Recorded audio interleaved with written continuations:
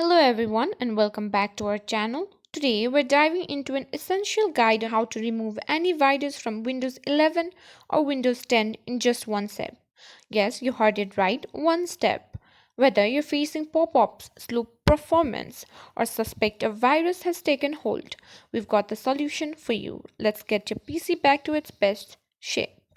Viruses and malware can be more than just annoying. They can compromise your personal information and your computer's functionality. But fear not, for the solution is simpler than you might think. Step 1 will be using Windows Security, a powerful built-in tool in Windows 10 and 11 designed to fight against all kinds of malware. First, ensure your PC is disconnected from the internet to prevent the virus from spreading or downloading additional data.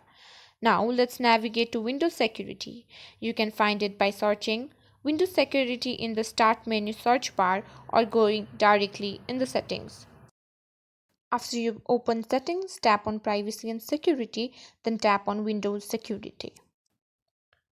Once open, you'll see several options. Click on Virus and Threat Protection. Here's where the magic happens. Click on Scan Options. You'll see multiple scanning options, but for our purpose, select Microsoft Defender Offline Scan. This option is specifically designed to remove hard to find malware. After selecting it, click on Scan Now. Your PC will restart and Windows Security will run a thorough scan before booting back to Windows. This scan can take about 15 minutes, so grab a cup of coffee and let Windows do its thing. Once the scan completes and your PC restarts, Windows Security will have removed any viruses present on your system, making it as good as new.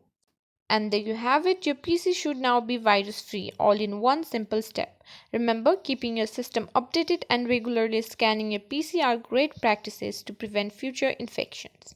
Thanks for watching our video. If this video helped you, please give us a thumbs up and share it with anyone who might need it.